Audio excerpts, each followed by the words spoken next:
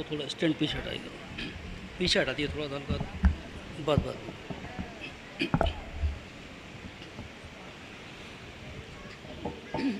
اللہم صلی علی محمد وآل محمد. اعوذ باللہ من الشیطان اللعین الرجیم.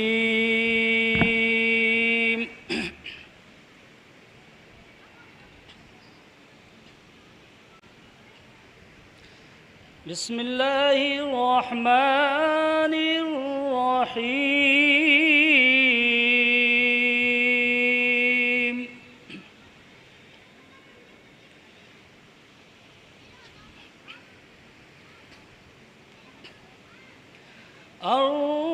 الرحمن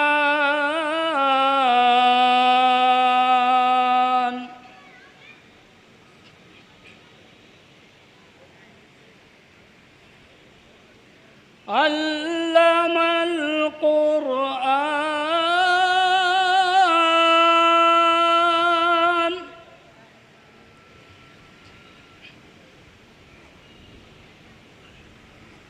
خلق الإنسان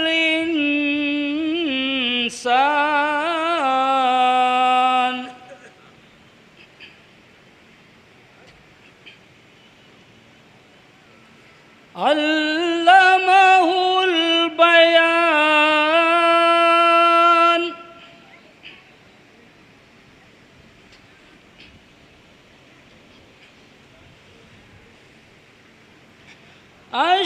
الشمس والقمر بحسبان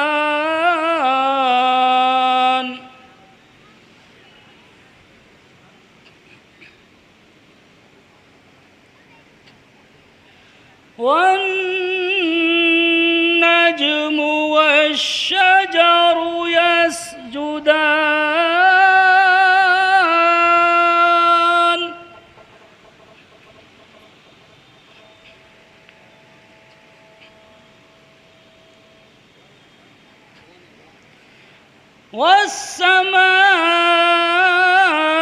والسماء رفعها ووضع الميزان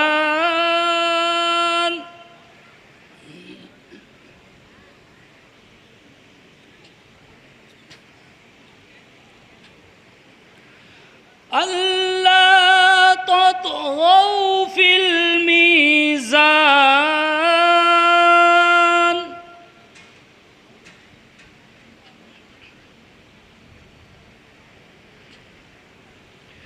وأقيموا الوزن بالقسط ولا تخسروا الميزان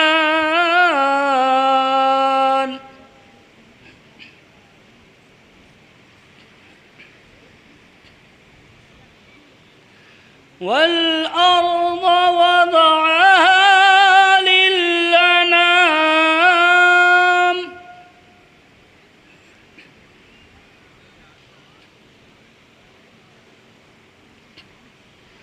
فيها فاكهة والنخل ذات الأكمام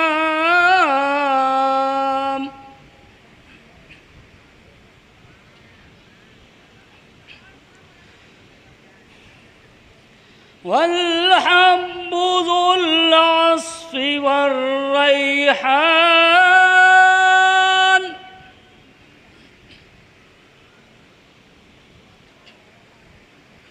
فبأي آلاء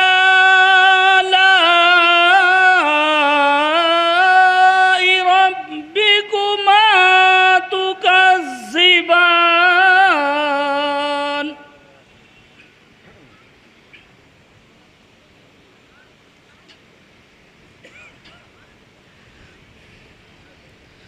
خلق الإنسان من صلصال كالفخار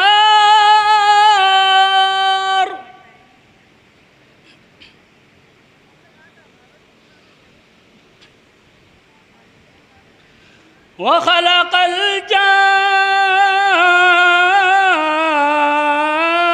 الجان من مارج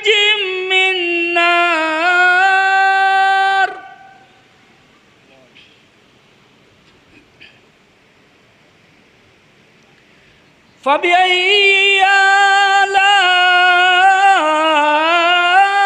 ربكما تكذبان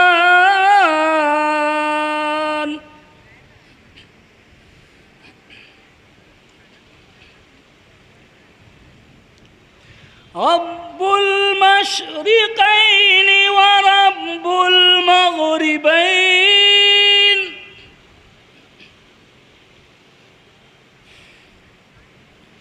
فبأي آلاء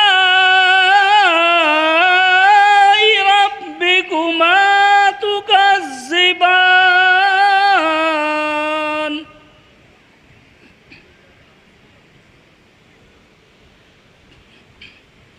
مرج البحرين يلتقيان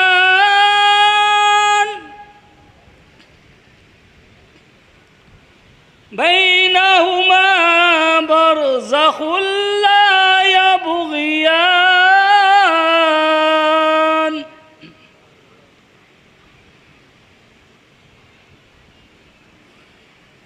فبأي آلاء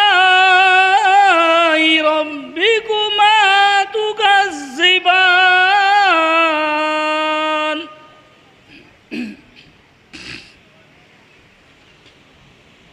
يخرج منهما اللؤلؤ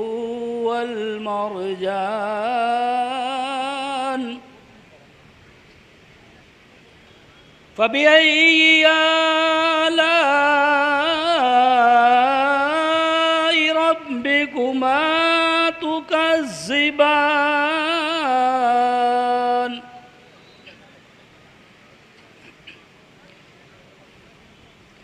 وله الجوار المنشآت في البحر كالأعلام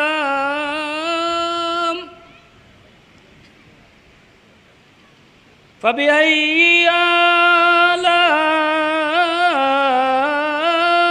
ربكما تكذبان صدق اللہ العلی العظیم وصدق رسولہ النبی الکریم صلی اللہ علیہ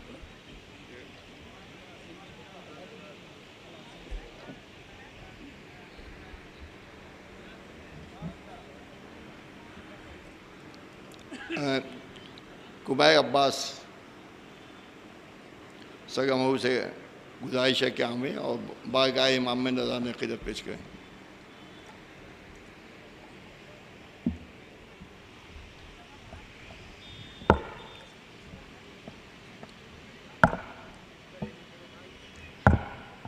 چھ مصرے ملاحظہ فرمائیں کہ علی چلا کہ حقیقت علی تجلی دور، علی چلا کہ حقیقت علی تجلی دور، علی نذیر و علی ناظر و علی معمور، علی نذیر و علی ناظر و علی معمور، علی امیر و علی عامر و علی منصور، خدا کے ہاتھ بھی ہیں دستگیر بھی ہیں علی، امیر بھی ہیں جناب امیر بھی ہیں علی، امیر بھی ہیں جناب امیر بھی ہیں علی. نعرہ صلوات.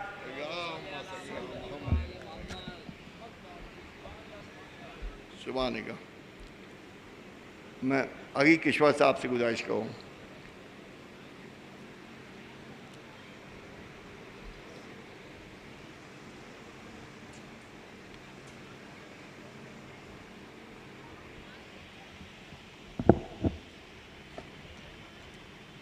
ایک نعرہ سلوات. مانگو دعا حسین سے خالی نہ جائے گی،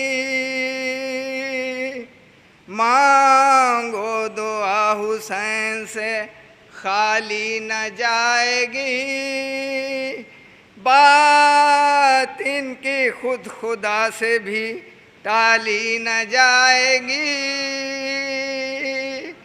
بات ان کی خود خدا سے بھی ٹالی نہ جائے گی. اشک غم حسین میں آنسو بہا کے دیکھ، اشک غم حسین میں آنسو بہا کے دیکھ، اتنی خوشی ملے گی سنبھالی نہ جائے گی، اتنی خوشی ملے گی سنبھالی نہ جائے گی، مانگو دعا حسین سے۔ ایک نعرہ سلوات۔ نام لیتا ہوں بہت سوچ سمجھ کر عباس، نام لیتا ہوں بہت سوچ سمجھ کر عباس، ہے میری فکر کی پرواز سے باہر عباس، اس لیے تم کو وفاؤں کا خدا کہتا ہوں، اس لیے تم کو وفاؤں کا خدا کہتا ہوں، تم نے لکھا ہے وفاؤں کا مقدر عباس، اس لیے گھر میں عزا خانہ سجا رکھا ہے، اس لیے گھر میں عزا خانہ سجا رکھا ہے، جانے کس روز چلے آئے میرے گھر عباس، جانے کس روز چلے آئے میرے گھر عباس۔ نعرہ سلوات۔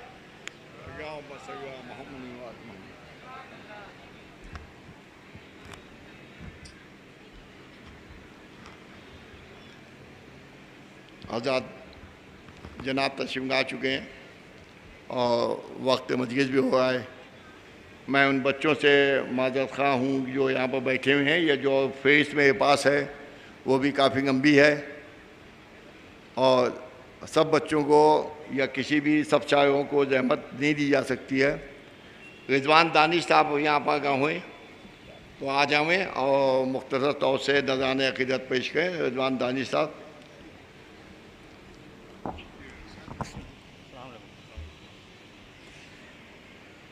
نعرہ صلوات بھیجے آپ لوگ۔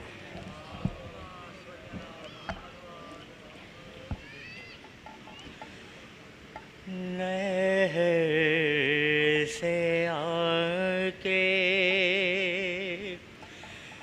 یہ بولے سرور، میرے عباس کے بازو نہ رہے، اے بہن ٹوٹ گئی میری کمر، میرے عباس کے بازو نہ رہے، میں نے کس حال میں دیکھا ہے اسے، سر کے بھلا کے گرا گھوڑے سے،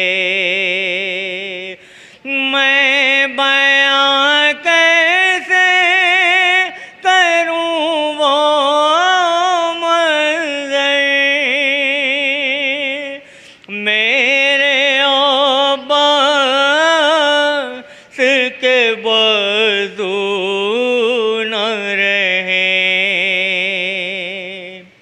شرم آتی تھی سکینہ سے اسے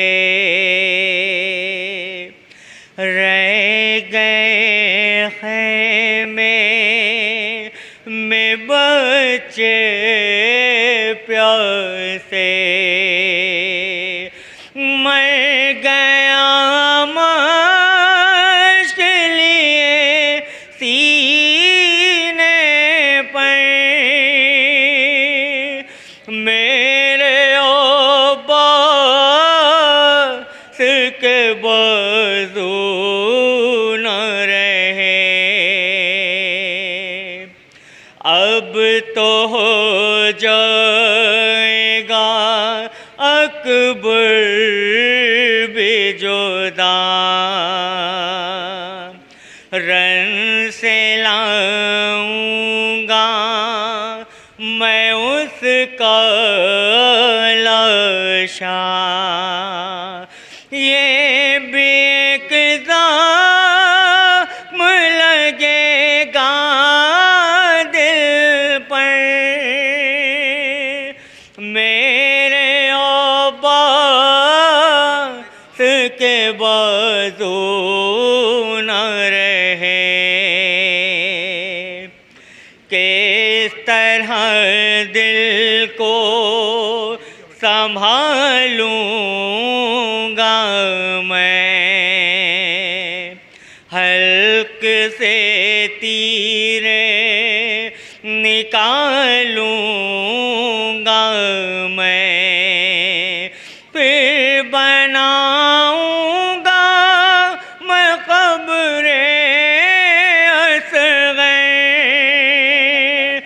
میرے عباس کے بازو نہ رہے صرف اب رونا ہے عباس کے بعد یہ بھی تو ہونا ہے عباس کے بعد چھین جائیں گی سروں سے چادر میرے عباس کے بازو نہ رہے خون رویا میری آنکھوں نے سرور دل بھی سینے میں ہوا چکنا چور کس طرح میں نے لکھا کاغذ پر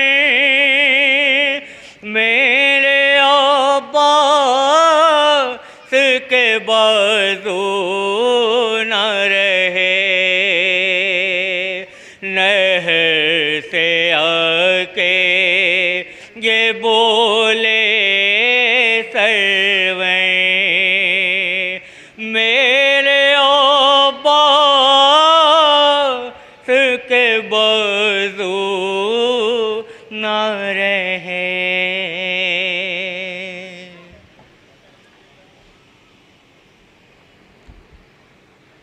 میں نے جیسا کہ یہ سوچا یہ تھا کہ رضوان دانش صاحب کے بعد میں جناب کو زحمت دوں گا لیکن بچوں کی تعداد میرے پاس اچھی خاصی نام لکھی ہوئی ہے ایک بچے کی جس کی صفائی جناب نے خود کی ہے بغی عباس سگمہو عامے اور مختصر طور سے چند اشعار پڑھیں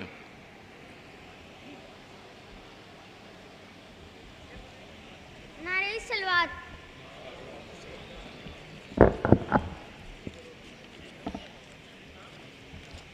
پیکر میں صبر و علم کا ڈھالا حسین نے پیکر میں صبر و علم کا ڈھالا حسین نے عباس کو کچھ اس طرح پالا حسین نے عباس کو کچھ اس طرح پالا حسین نے ظلمت میں ہر گرا تھا ظلمت میں ہر گرا تھا اندھیرا تھا ہر طرف تاریخ سے ان کو نکالا حسین نے، اور ہو کر نڈھال جب در سرور پہ آ گیا، دین خدا کو بڑھ کے سنبھالا حسین نے۔ نعرہ صلوات۔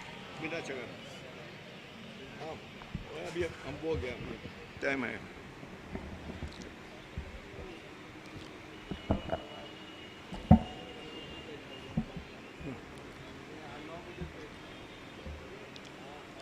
حضرات جناب بھی تشریف لا چکے ہیں، وقت مجلس بھی ہو گیا ہے، لیکن ہر سال کی طرح چند منٹ میں بھی آپ حضرات کے بیچ میں مخاطب ہوتا ہوں، اور کچھ قومی مسئلے بھی ہوتے ہیں جس کے لیے بھی یہ مجلس منعقد جو کی جاتی ہے، اس میں قوم کے کچھ مسائل بھی ہوتے ہیں جو آپ کے سامنے پیش کی جاتے ہیں۔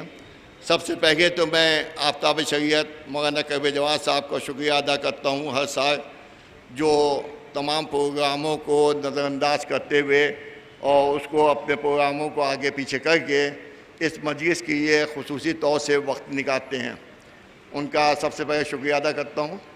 اس کے بعد تاج ریڈیو آگے، جو تاج ریڈیو کے نام سے ہیں، لیکن حقیقت میں آج میں آپ کو بتاؤں ان کا نام تاجدار حسین ہے، جن کو قریب 45 سال 50 سال سے میرے تعلقات رہے، اور جب سب سے پہلے والد ماجد سلطان العلماء مولانا قائم مہدی صاحب تابستہ نے یوم عباس قائم کیا تھا، اس وقت سے یہ اس پروگرام کو یوم عباس کو مسلسل تاج ریڈیو آگے اپنے خروج کے ساتھ میں بغیر کسی نذرانے کے اس کو نشر کرتے آ رہے ہیں، اور 40 سال تک یوم عباس کی خدمت میں نے بھی انجام دی، کیونکہ میرا بچپنا تھا جب یہ پروگرام کا آغاز ہوا تھا۔ اس کے بعد سے مسلسل تاج ریڈیو آگے اس پروگرام کو نشر کرتے ہیں، اور آج بھی یوم خواتین کربلا کا پروگرام بھی تاج ریڈیو صاحب کے تعاون سے ہو رہا ہے۔ تاجدار حسین صاحب ظاہر بہت امید تھے، میں اچھی طرح جانتا ہوں، بیماری کے حالت میں بھی امام باغی میں یہاں مسلسل لیٹے رہتے تھے اور اپنی خدمات انجام دیتے تھے، ان کا شکریہ ادا کرتا ہوں۔ اور آپ تمام مومنین اور خواتین کا جو یہاں پر اس پروگرام میں شرکت کرتی ہیں، جناب زینب صلوات اللہ سلامہ کی جو 7 میں خواتین تھیں اور جن کے بچے شہید ہوئے جب یہ قافلہ وہاں سے مدینہ سے روانہ ہوا ہے، اس وقت ان ماؤں کی گود میں جو بچے تھے جن کی تعداد 52 تھی، لیکن شہادت امام حسین علیہ السلام کے بعد میں جب تعداد ان کی دیکھی گئی تو وہ 28 بچے بچے، 24 بچے شہید ہوئے، لیکن تاریخ میں کہیں پر بھی یہ نہیں ملتا ہے کہ ان خواتین کے ماتھے پر شکن آئی ہوئے کہ میرے چھوٹے چھوٹے بچے شہید ہوئے، میرے سہاگ بھی اجڑے اور بھوکی پیاسی اسیر بھی ہوئیں۔ تاریخ میں جب یہ ان لوگوں کا ذکر ہوتا ہے، لیکن ان کو خراج عقیدت پیش کرنے کا کوئی پروگرام نہیں ہوتا تھا۔ اس خیال سے یہ یوم خواتین کربلا کے عنوان سے ان کو پوسا دینے کی یہ پروگرام رکھا گیا ہے، اور 24 تابوتوں کی ابھی زیارت بھی ہوگی۔ جو خواتین جن کے سہاگ موجود ہیں، خدا ان کے سہاگ باقی رکھے، جن کی گودیں آباد ہیں ان کے پر وہ بچے پروان چڑھیں، جن کی گودیں اب خالی ہیں، یقین طور سے اس پروگرام کے صدقے میں ان کی گودیں جلد سے جلد آباد ہوئیں۔ دوسری بات یہ کہ آفتاب شہید مولانا کرب جواد صاحب کے کچھ خدمات ہیں، وہ اپنے منہ سے تو کبھی نہیں کہہ سکتے کہ میں نے قوم کی کب سے خدمت کی اور کب سے کرتا چلا رہا ہوں، لیکن میں بچپن سے کیونکہ ان کے ساتھ میں رہا ہوں اور جوانی بھی ان کے ساتھ گزاری اور آج بڑھاپا بھی انہی کے ساتھ گزار رہا ہوں، میں جانتا ہوں کہ ان کی خدمات کی ایک لمبی فہرست ہے، اگر پیش کی جائے تو ایک مجلس اسی پر ہو جائے گی، 45 سال 50 سال سے ان کے خدمات قوم کے واسطے رہے ہیں، اور کسی بھی قسم کی ان کو ذاتی کوئی بھی فائدہ اس سے نہیں، ہمیشہ اس خدمات سے ان کو نقصان ہوا ہے کرب جواد صاحب کو، لیکن اس کے بعد بھی لوگوں کو چین نہیں رہتا۔ مثال کے طور پر ابھی میں بتاؤں کہ امام زمانہ ٹیسٹ جو انہوں نے قائم کیا، جس سے بے پناہ خدمات انجام دی گئی، 11 سال اس ٹیسٹ ہوئے، جس میں کمپیوٹر سینٹر، سلائی سینٹر اور ایمبولینس فری چل گئی ہے، A C fridge course, Hindi typing course, tourism course, یہ تمام کورس بچوں کے واسطے مولانا کبیر جواد صاحب نے مہیا کروائے اور تمام نوجوانوں کو اس سے روزگار ملا۔ پھر بھی لوگ پوچھتے ہیں کہ یہ فنڈ کہاں جاتا ہے، تو جا کے ذرا دیکھیے، معلوم کیجیے ان کے آفس کے اندر کتنے فارم موجود رہتے ہیں جن کی وہ مدد کرتے ہیں، اور مہینے لوگوں کے بندھے ہوئے ہیں اسی فنڈ سے، اور ہر طرح کی وہ ایجوکیشن میں، شادی میں، بیماری میں اس ٹیسٹ سے مدد کرتے ہیں۔ یہ وہی لوگ فکر مند ہوتے ہیں جو کبھی ایک پیسہ بھی ٹیسٹ کو نہیں دیتے ہیں، وہی فکر مند ہوتے ہیں کہ یہ کیا ہوتا ہے۔ دوسری چیز یہ کہ کربلا آباد باغ کے سلسلے میں بھی بتانا بہت ضروری ہے کہ کربلا آباد باغ میں 5 سال سے جس طرح وہ جد و جہد کر رہے ہیں، جس طرح لڑائی لڑ رہے ہیں، قوم کے افراد کو اس کا اندازہ نہیں ہوگا، کیونکہ میں 7 سال رہتا ہوں۔ مسلسل دشمنی کو مولانا کبیر جواد صاحب کی اپوزٹ پارٹی سے بڑھتی جا رہی ہے۔ 5 وکیل کیے گئے ہیں جس کے لاکھوں روپیہ فیس جا رہی ہے، خرچہ ہو رہا ہے، یہ ہو رہا ہے، لیکن کسی کو اس کا اندازہ نہیں ہے کہ کتنی لڑائی لڑی جا رہی ہے۔ ابھی بھی ایک زمین پر قبضہ ہو رہا تھا جس کو مولانا کبیر جواد صاحب نے کہہ سن کے اس کو رکوایا ہے، اور اس کے لیے آگے بھی انشاءاللہ قوم کے افراد کو زحمت دی جائے گی تاکہ کم سے کم کربلا آباد باغ میں جو بچی ہوئی زمین ہے وہی بچی رہ جائے، اور باقی کی ایک آزاد ہوئی ہے۔ دوسری بات حسین آباد ٹیسٹ کے سلسلے میں بھی بہت ہی مختصر الفاظ میں کہنا چاہتا ہوں کہ حسین آباد ٹیسٹ کی گائے آج کی گائے نہیں ہے۔ حسین آباد ٹیسٹ کی گائے برسوں سے مولانا کبیر جواد صاحب اکیلے لڑ رہے ہیں، اور موجودہ ڈی ایم سے ہمیشہ مولانا کبیر جواد صاحب کی مخالفت رہی ہے، کیونکہ انہوں نے حسین آباد کی ٹیسٹ کے چیئرمین کی حیثیت سے جو یہاں پر غلط کام کیا اس کے لیے آواز اٹھانے والے اکیلے مولانا کبیر جواد صاحب تھے۔ اگر آج کچھ لوگ شامل ہوئے ہیں تو وہ اس خدمات کو یاد رکھیں کہ جو آج سے 20 سال پہلے، 25 سال پہلے کہ حسین آباد ٹیسٹ کیا انہوں نے انجام دیے ہیں، اور وہ لوگ مثال کے طور پر بہت مشہور ہے کہ بہتا دریا میں ہاتھ تو سبھی دھو لیتے ہیں، لیکن یہ دیکھیں کہ کبیر جواد صاحب نے کس کس سے دشمنی کی اور کس کس سے مخالفت کی حسین آباد ٹیسٹ کی طرف سے، اور انشاءاللہ جلدی ہی جو بھی فیصلہ ہوگا مولانا کبیر جواد صاحب کا ہوگا، اور وہی اس پہ جو بھی فیصلہ کر سکتے ہیں، قوم کی بھلائی کی ہے، حسین آباد ٹیسٹ کیے، وہی منظور ہوگا، قوم کو بھی وہی منظور ہونا چاہیے۔ میں گزارش کروں تمام باتوں کے بعد میں بہت ہی آپ کا ٹائم لیا، میں ایک آواز بلند نعرہ حیدری آفتاب شریعت مولانا کبیر جواد صاحب سے گزارش ہے کہ وہ منبر پر تشریف لائیں اور اس مجلس کو مخصوص انداز سے خطاب کریں۔ یہ ادھر سائڈ میں جو ہماری بہنیں بیٹھی ہوئی ہیں، ذرا گزارش ہے کہ وہ ادھر سے جلوس آئے گا، ابھی تابوتوں کا جلوس آئے گا،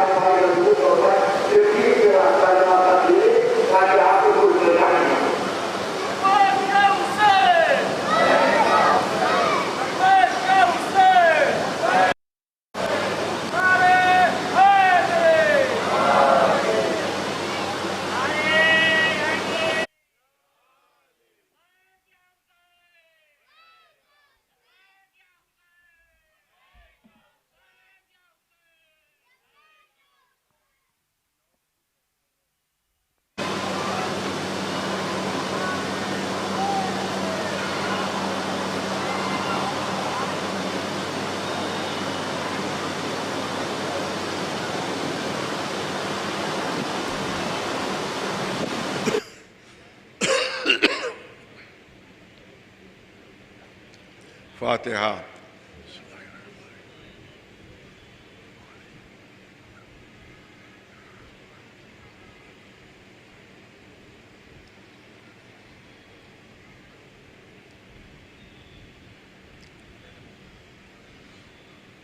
اعوذ باللہ السمیع العلیم من الشیطان اللعین الرجیم، بسم اللہ الرحمن الرحیم، الحمد للہ رب العالمین، والصلاة والسلام على سید الانبیاء والمرسلین، سیدنا و نبینا و شفیع المذنبین ابی القاسم محمد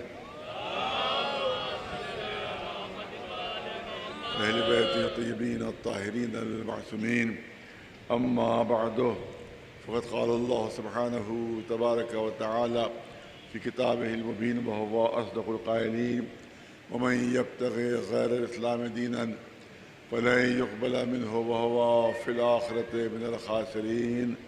صلوات بھیجے بر محمد و آل محمد. قرآن مجید اعلان فرما رہا ہے کہ جو دین اسلام کے علاوہ کوئی اور دین اختیار کرے گا، کوئی اور طریقہ حیات، کوئی اور طرز زندگی منتخب کرے گا، تو اعلان ہوا وہ ہرگز قبول نہیں کیا جائے گا.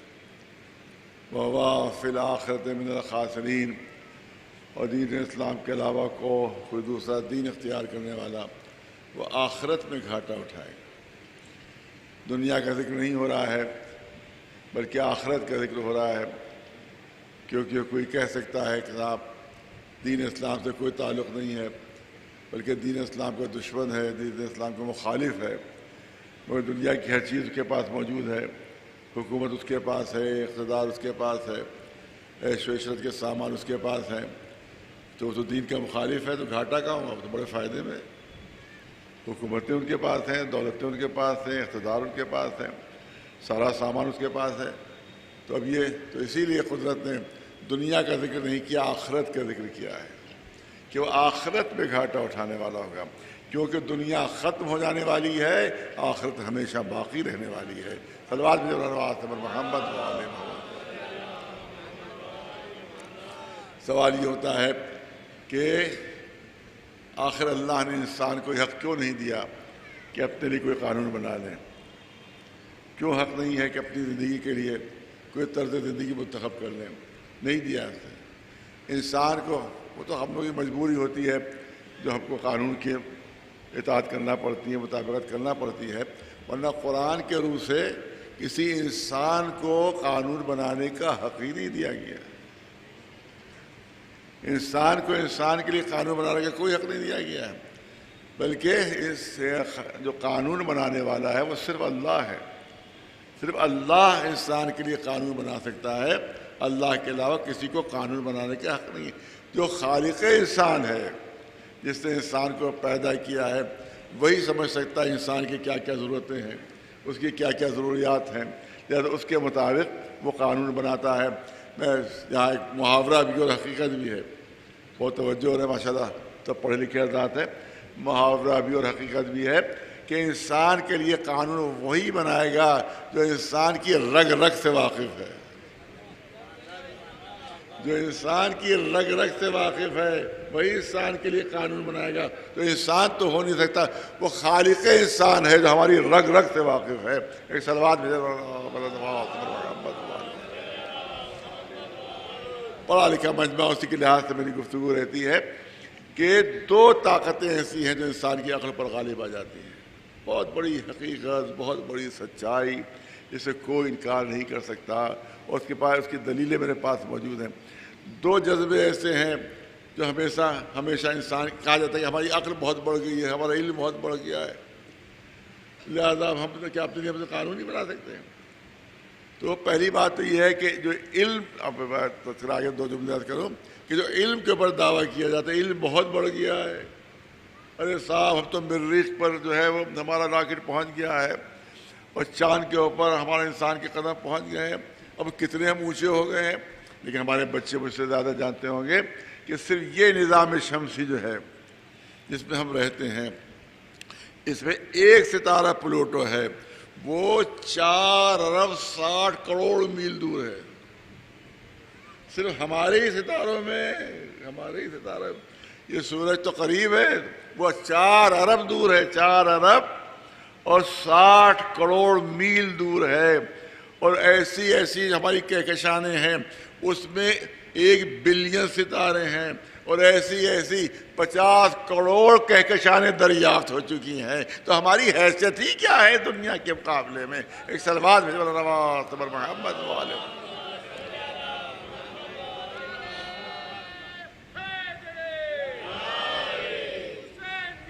زندہ آباد، زندہ آباد.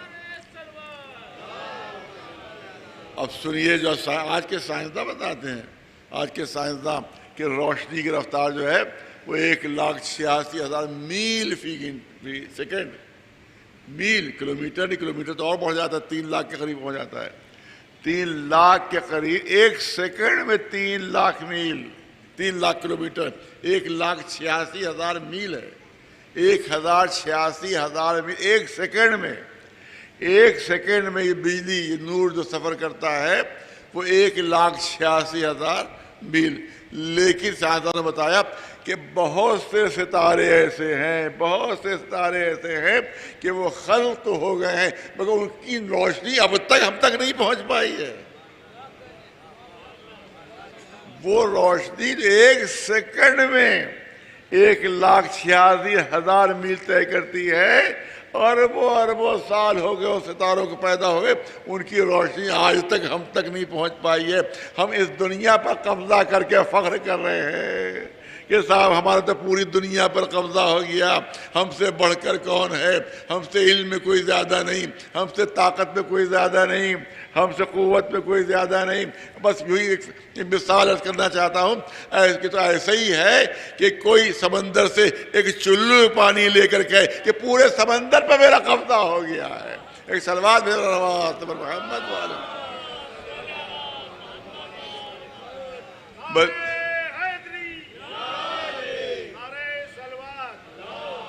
हालांकि ये मिसाल भी कमतर है क्योंकि एक चुल्लू जो समंदर के मुकाबले फिर भी ज़्यादा है, लेकिन हमारी ज़मीन की हैसियत पूरी कायनात में एक ज़र्रे से भी ज़्यादा का हकीकत कम लगती है। एक सलवात भेजे नवाज़ पर मोहम्मद वाले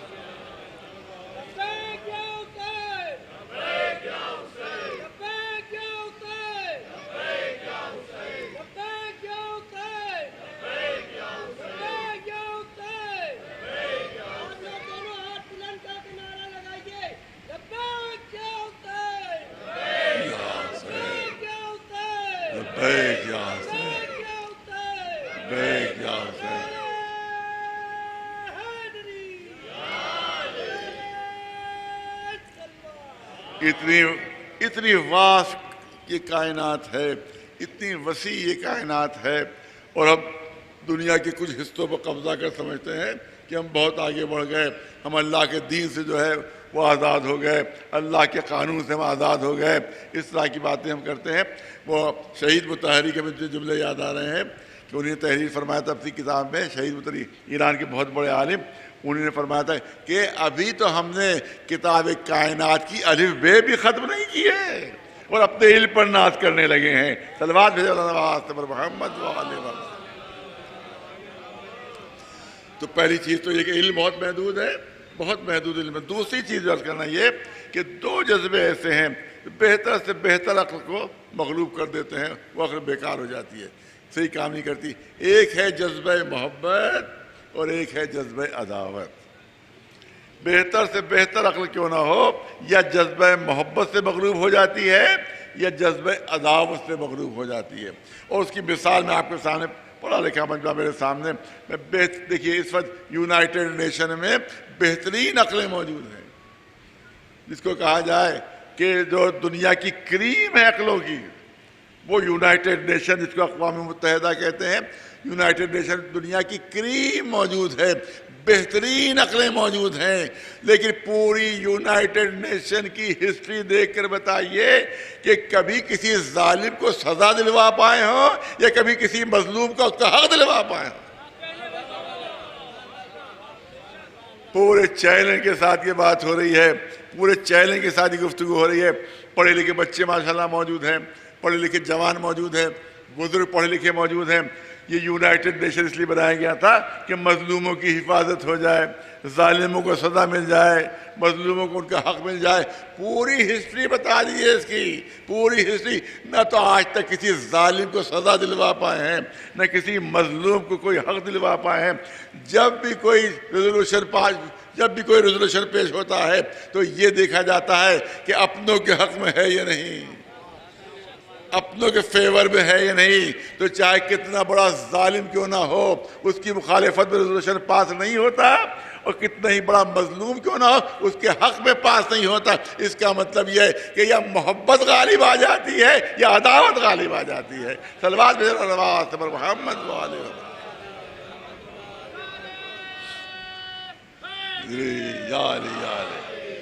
इसी वजह से इंसान जब भी कोई कानून बनाता है वो नामुकम्मल कानून होता है, वो नाक़िस कानून होता है।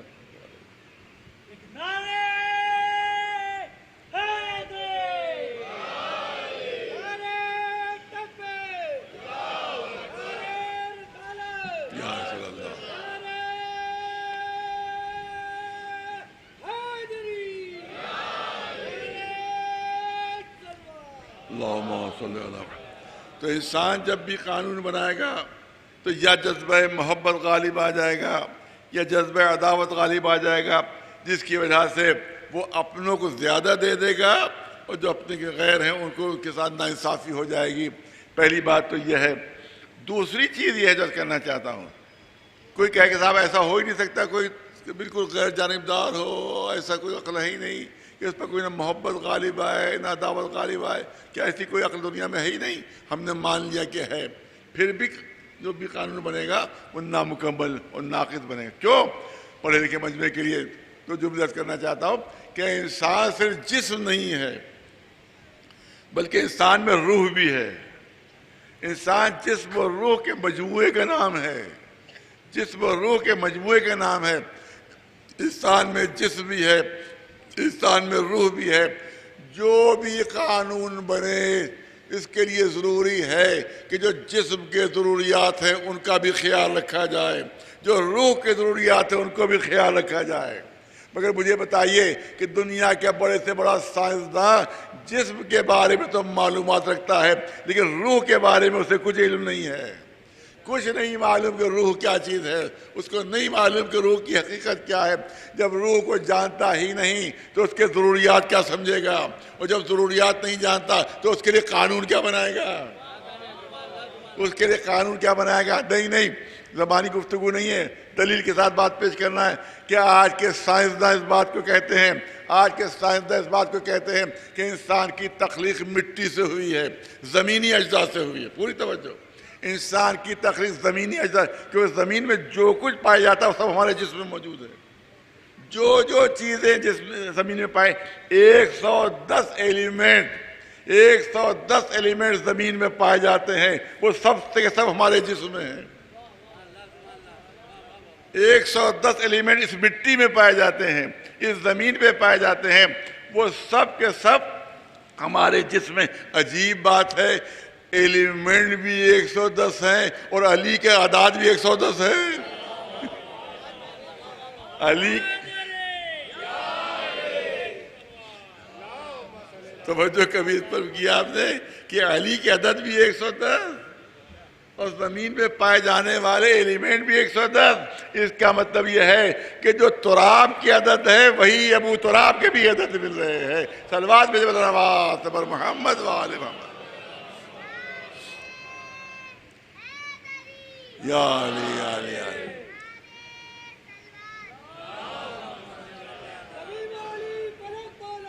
علی والا علی والا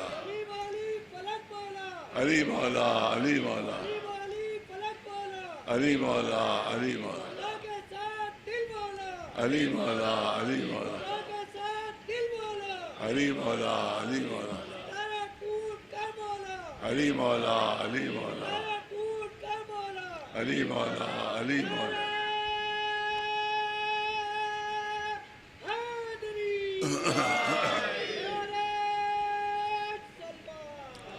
تو آج سائنسداں ہمیں بتا رہے ہیں کہ انسان کی تخلیق میں زمینی اجزاء موجود ہیں، زمین کی ہر چیز ہمارے جسم میں موجود ہے۔ اس کے بعد وہ لکھتے ہیں کہ ان زمینی اجزاء کے ساتھ ساتھ کوئی ایسی چیز انسان کی تخلیق میں ہے جسے ہم سمجھ نہیں پا رہے کہ ہے کیا۔ بہت توجہ رہے، ان زمینی اجزاء کے ساتھ ساتھ، اس میٹر کے ساتھ ساتھ انسان کی تخلیق ایک اور شے سے بھی ہوئی ہے جسے ہم سمجھ نہیں پا رہے کہ وہ ہے کیا۔ آج سائنسداں اقرار کر رہا ہے لیکن آج سے 1400 سال پہلے اللہ نے سورہ یاسین میں اعلان کیا ہے کہ ہم نے انسان کو زمینی اجزاء سے خلق کیا ہے اور اس کی تخلیق میں ایک ایسی شے رکھ دی ہے جسے تم قیامت تک سمجھ نہیں سکتے وہ ہے کیا۔ ایک صلوات میں جب نواز محمد والے، وہ ہے انسان کی روح، وہ ہے انسان کی روح جس کو ہم سمجھ نہیں سکتے۔ تو جب سمجھ نہیں سکتے تو قانون کیا بنائیں گے؟ لہذا وہی قانون بنا سکتا ہے جو جسم کا بھی خالق ہے، روح کا بھی خالق ہے۔ صلوات نواز محمد والے محمد۔ اللہ اکبر، اللہ یا علی یا علی یا علی۔ ایک صلوات نواز محمد والے محمد۔ بہت توجہ رہے جو کرنا چاہتا ہوں، ایک بہت ہی سنجیدہ موضوع آج کے جوانوں کے لیے، آج کے بچوں کے لیے، پڑھے لکھے بچوں کے لیے چند جملے عرض کرنا چاہتا ہوں۔ اس کا مطلب ہے انسان میں جسم بھی ہے اور روح بھی ہے، لہذا جو بھی قانون بننا چاہیے اس پہ جسم کا بھی خیال رکھا جائے اور روح کا بھی خیال رکھا جائے، کیونکہ اگر خالی جسم کا خیال ہے اور روح کا خیال نہیں ہے تو پھر وہ قانون نامکمل ہو جائے گا، وہ ناقص ہو جائے گا، لہذا ہم روح کو نہیں سمجھ سکتے، تو لہذا جو خالق روح ہے وہی ہمارے لیے قانون بنائے گا۔ اب میں مثال دینا چاہتا ہوں تاکہ بات بچوں کے لیے اور واضح اور بالکل سہل ہو جائے۔ آپ دیکھیں کہ بہت سی غذائیں ایسی ہیں جو اسلام نے منع کی ہیں، میں نے کل بھی تھوڑی سی ہلکا سا اشارہ کیا تھا اس پر، آج بھی پیش کرنا چاہتا ہوں کہ بہت سی غذائیں ایسی ہیں کہ اسلام نے منع کی ہیں کہ چھونا بھی نہیں، چھونا بھی نہیں، کھانا تو دور کی بات ہے، چھونا بھی نہیں، لیکن یورپ میں وہی غذائیں استعمال ہو رہی ہیں، امریکہ میں وہی غذائیں استعمال ہو رہی ہیں۔ آج کا بچہ ہم سے سوال کرتا ہے اور پوچھتا ہے، آج کا بچہ پوچھتا ہے کہ اسلام نے تو کہہ دیا چھونا بھی نہیں، استعمال نہ کرنا، یورپ میں وہی غذائیں استعمال ہو رہی ہیں، امریکہ میں وہی غذا استعمال ہو، اور دیکھیں صحتیں کتنی اچھی ہیں، کتنے لمبے چوڑے جسم ہیں ان کے، کتنی صحتیں اچھی ہیں، اور میڈیکل سائنس بھی کہہ رہی ہے کوئی نقصان نہیں۔ ارے توجہ رہے، میں آج کا بچہ جوان کہتا ہے کہ میڈیکل سائنس بھی کہہ رہی ہے کہ کوئی اس میں نقصان نہیں ہے، کوئی ضرر نہیں ہے، اور جو استعمال کر رہے ہیں ان کی صحتیں بھی بہت اچھی ہیں، لیکن اسلام کہہ رہا ہے چھونا بھی نہیں، چھونا بھی نہیں۔ تو یاد رکھیے میڈیکل سائنس نے صرف جسم کے فائدہ دیکھا، میڈیکل سائنس نے صرف جسم کا فائدہ دیکھا، اور اسلام میں جو قانون بنتا ہے اس میں یہ دیکھا جاتا ہے کہ جسم کو فائدہ پہنچا رہا ہے، روح کو بھی فائدہ پہنچا رہا ہے نہیں۔ لہذا جو جو غذائیں اسلام نے منع کی ہیں جہاں جہاں استعمال ہوتی ہیں، جسم تو بڑے طاقتور ہیں مگر روح کی بیماریاں وہی پائی جاتی ہیں اور نفس کی خباثتیں وہی مل رہی ہیں، کیونکہ جسم کی صحت دیکھ لی مگر روح کی صحت کا خیال نہیں کر سکے۔ سلوات بھیجو نواز۔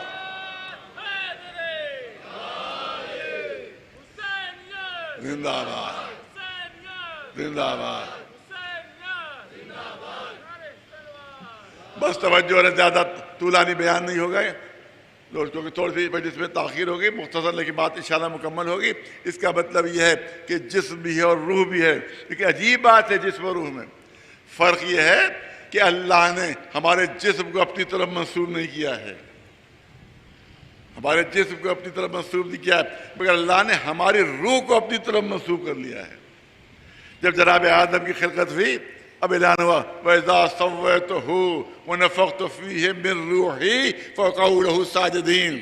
دیکھو جب آدم کا پتلا بنا لیں، جب ہم آدم کا ڈھانچہ بنا لیں اور اس میں اپنی روح کا ایک جز پھونک دیں، من روحی، اس کے علاوہ کوئی ٹرانسلیشن نہیں ہو سکتا جو میں کر رہا ہوں، اپنی روح کا ایک جز پھونک دیں تو فرشتوں سے کہا تم سب کے ساتھ فوراً سجدے میں گر جانا، فوراً سجدے میں گر جانا۔ اب توجہ رہے، اپنی روح کا جز پھونک دے اس میں، فوراً سجدے میں گر جانا۔ اس کا مطلب ہے کہ انسان کی روح کو اللہ نے اپنی طرف منسوب کیا ہے، اپنی طرف منسوب کیا ہے، اسی وجہ سے کہ یہی روح انسانی جو ہے، کیونکہ اللہ نے جب اپنی طرف منسوب کر لیا تو یہی روح صفات الہیہ کا آئینہ بن جاتی ہے، یہی روح صفات الہیہ کا آئینہ بن جاتی ہے، اس کے ذریعے سے، روح کے ذریعے سے صفات الہیہ ظاہر ہو جاتی ہے۔ صلوات بھیجو نواز پر محمد والے۔ نہیں مثال آپ کے سامنے پیش بات مشکل ہے لیکن مثال کے ذریعے بات واضح ہو جائے۔ روح کو جب اللہ نے اپنی طرف منسوب کیا تو یہی روح جو ہے، اگر انسان روح کو ترقی دے گا تو صفات الہیہ کا آئینہ بردار بن جائے گا۔ جسم کو بہت توجہ ہے، بہت ماشاءاللہ صاحب ذوق ہے، اگر جسم کو ترقی دو گے، جسم کو ترقی دو گے تو مرحب انتر سے آگے نہیں بڑھ سکتے۔ ارے توجہ رہے، اگر جسم کو ترقی دو گے تو مرحب و انتر سے آگے نہیں بڑھ سکتے، اگر روح کو ترقی دو گے تو علی جیسی شخصیت سامنے آئے گی جو صفات الہیہ کا آئینہ بن گئی ہے۔ ایک صلوات میں جب رواز محمد والے۔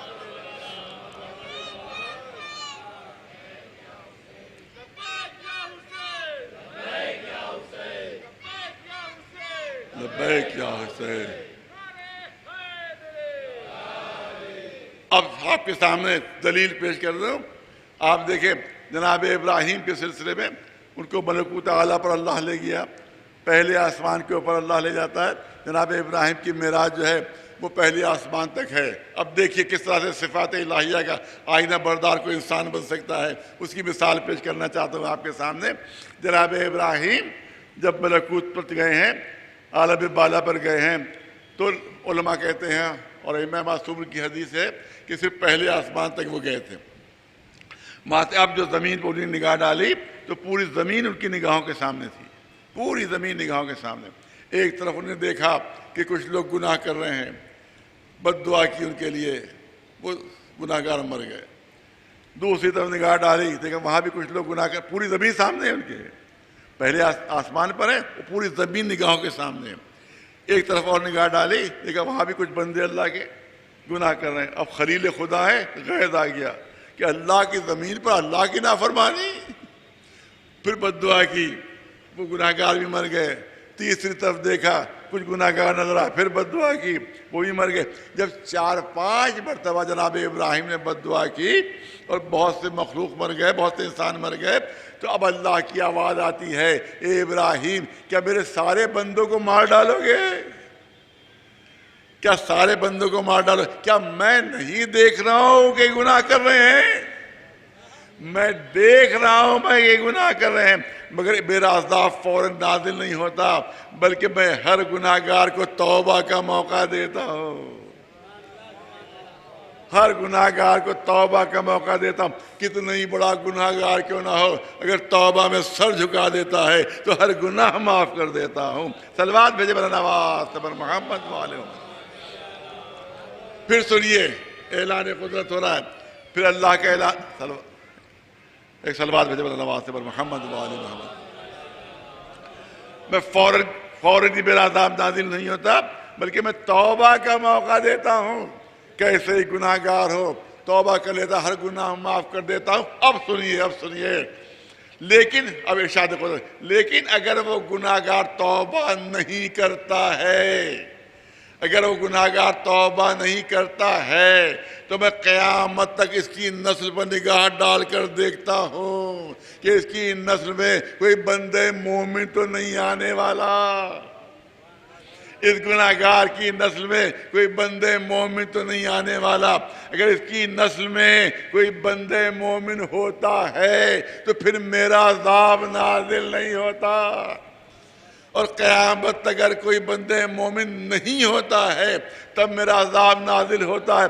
تو ایک صفت الہی ہمیں یہ معلوم ہوئی کہ اس وقت تک عذاب نازل نہیں ہوتا جب تک قیامت تک نسل پر نگاہ نہ ڈال لی جائے. آئیے دیکھیں کوئی اللہ کا بندہ اس الہی صفت کا حامل ہے یا نہیں. تو اس کے لیے ہمیں میدان صفین چلنا پڑے گا، جہاں رات بھر جنگ ہوئی. صبح کو مالک اشتر مسکراتے ہوئے آئے، کہا کیوں مسکرا رہے ہو؟ کہا یا علی جتنے دشمن آپ نے مارے اتنے دشمن میں نے بھی مار دیے.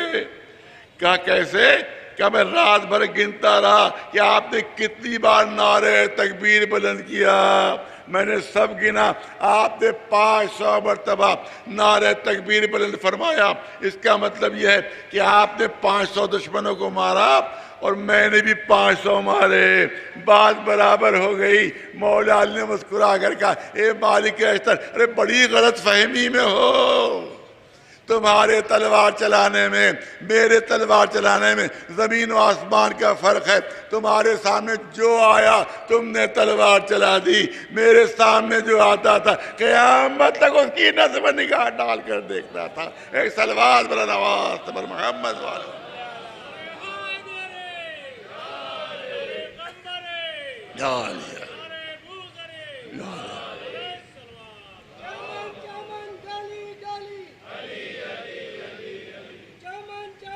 علی علی علی علی علی چمن چمن گلی گلی علی علی علی علی علی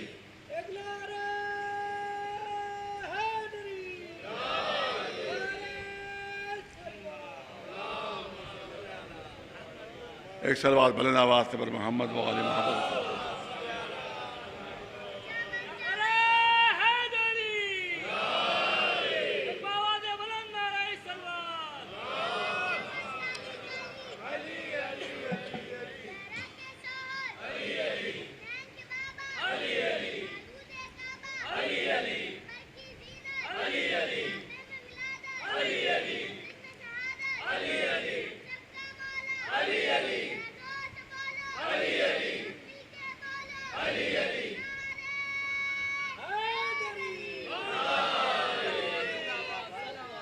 اب ایک اللہ محمد والے سنیے، بس اسی آئے کریمہ کے سلسلے میں ایک پہلو اور کر دو، اس کے بعد اپنی بات کو کوئی دوسرا رخ دینا ہے، کم وقت میں انشاءاللہ بات مکمل ہوگی۔ آپ دیکھیں فَإِذَا سَوَّيْتُهُ وَنَفَخْتُ فِيهِ مِن رُوحِي، جب میں آدم کا پتلا بنا لوں، جب میں آدم کا ڈھانچہ بنا لوں اور اس پہ اپنی روح پھونک دوں، تب تم سجدے میں گر جانا۔ روایتیں بتاتی ہیں کہ جناب آدم کا پتلا پہلے بن گیا تھا اور تقریباً 1000 سال تک وہ پتلا بنا رہا تھا، مگر اللہ نے سجدے کا حکم نہیں دیا۔ بہت توجہ رہے، سجدے کا حکم نہیں دیا، سجدے کا حکم نہیں دیا، بلکہ اعلان ہوا جب اس میں روح داخل ہو جائے تبھی سجدہ کرنا، جب اس میں روح داخل ہو جائے تبھی سجدہ کرنا۔ اس کا مطلب یہ ہے کہ سنت الہیہ یہ ہے کہ اللہ کبھی ڈھانچے کو سجدہ نہیں کرواتا جب تک روح داخل نہ ہو جائے، جب تک روح داخل نہ ہو جائے اللہ کبھی ڈھانچے کو سجدہ نہیں کرواتا۔ یہ ہے سنت الہیہ، وَلَن تَجِدَ لِسُنَّتِ اللَّهِ تَبْدِيلًا، اور اللہ کی سنت میں کبھی تبدیلی نہیں پاؤ گے۔ ارے جناب ابراہیم اور اسماعیل کے ہاتھوں کعبے کا ایک ڈھانچہ تیار ہوا، نہ ابراہیم کو حکم سجدہ کرو نہ اسماعیل کو حکم سجدہ کرو۔ بعد میں انبیاء پر انبیاء چلے آ رہے ہیں، رسول پر رسول چلے آ رہے ہیں، کسی کو حکم نہیں دیا گیا کہ کعبے کو سجدہ کرو، کیونکہ ابھی کعبہ صرف ڈھانچہ ہے۔ ارے توجہ رہے، ابھی صرف کعبہ ڈھانچہ ہے، اور سنت الہیہ یہ ہے کہ کبھی ڈھانچے کو سجدے کا حکم نہیں دیتا جب تک روح نہ داخل ہو جائے۔ اسی کعبے کے ڈھانچے میں جب 13 ربیع شب کو علی روح کعبہ کی صورت میں داخل ہوئے تب اعلان ہوا اب کعبہ اس لائق ہے کہ سجدہ کرو اس کو۔ ایک صلوات بھیجے مولانا واسطے بر محمد وآل محمد۔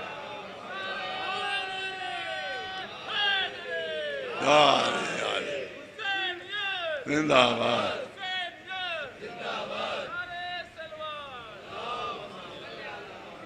اچھا، اور جو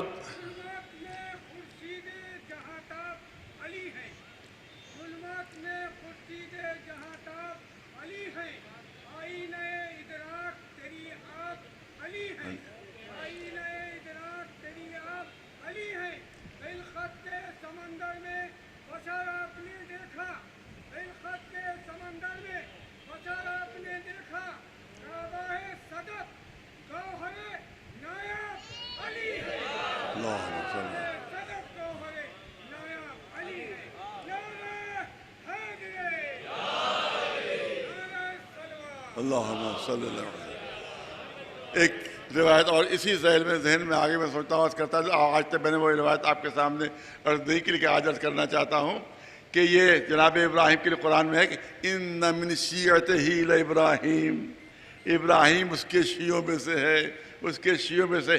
اسی روایت کا جز ہے، وہ اسی روایت کا جز ہے کہ جس وقت جناب ابراہیم عالم ملکوت میں پہنچے ہیں تو جہاں زمین پر نگاہ ڈالی وہاں آسمان پر بھی نگاہ ڈالی، تو بلندی پر انہوں نے دیکھا، بہت توجہ، بلندی پر دیکھا کہ ایک نور ہے کہ جس کے گرد 4 نور گردش کر رہے ہیں۔ پوری توجہ، ایک نور ہے کہ جس کے گرد 4 نور گردش کر رہے ہیں، اور 4 نوروں کے گرد 9 نور اور ہیں جو گردش کر رہے ہیں، اور ان 9 نوروں کے گرد لاکھوں نور ہیں جو گردش کر رہے ہیں۔ صلوات بھیجو اللہ پر محمد وآل محمد۔ پھر سنیے، ابھی تک میں نے پوری حدیث آپ کے سامنے نہیں پڑھی تھی، پوری روایت آج پڑھنا چاہتا ہوں۔ جب جناب ابراہیم کے زمین پر نگاہ ڈالی تو وہ آپ کے سامنے روایت پیش کی میں نے، آسمان پہ نگاہ ڈالی تو روایت کہتی ہے کہ جناب ابراہیم نے دیکھا کہ ایک نور ہے عرش کے اوپر، اس کے گرد 4 نور حرکت کر رہے ہیں، گردش کر رہے ہیں، ان 4 نوروں کے گرد 9 نور ہیں جو حرکت کر رہے ہیں، اور 9 نوروں کے گرد لاکھوں نور ہیں جو گردش کر رہے ہیں۔ جناب ابراہیم نے حیرت سے پوچھا پالنے والے کن کے نور ہیں؟ کہ جو ایک نور ہے وہ محمد مصطفیٰ کا نور ہے۔ توجہ رہے، جو ایک نور ہے وہ محمد مصطفیٰ کا نور ہے۔ کیا وہ چار نور کون ہیں؟ کیا وہ چار نور میں ایک فاطمہ کا نور ہے، ایک حسن کا نور ہے، ایک حسین کا نور ہے، ایک علی کا نور ہے۔ ایک نور کے گرد یہ چار نور گردش کر رہے ہیں، اور ان کے گرد جو 9 نور گردش کر رہے ہیں وہ کون ہیں؟ کیا ان کے صلب میں جو 9 امام ہیں وہ ان کے گرد گردش کر رہے ہیں؟ کیا ان کے گرد جو لاکھوں نور ہیں وہ کون ہیں؟ کیا وہ ان کے شیعہ ہیں؟ وہ ان کے شیعہ ہیں۔ اس وقت ابراہیم نے دعا مانگی، یہ پالنے والے ہمیں ان کا شیعہ قرار دے دے۔ اس پر قرآن نے سند دے دی، اِنَّا مِنْ شِیَّتِهِ لَإِبْرَاہِیمَ، ابراہیم ان کے شیعوں میں سے ہے۔ ایک صلوات بھیجے بلا نواز محمد وآلہ۔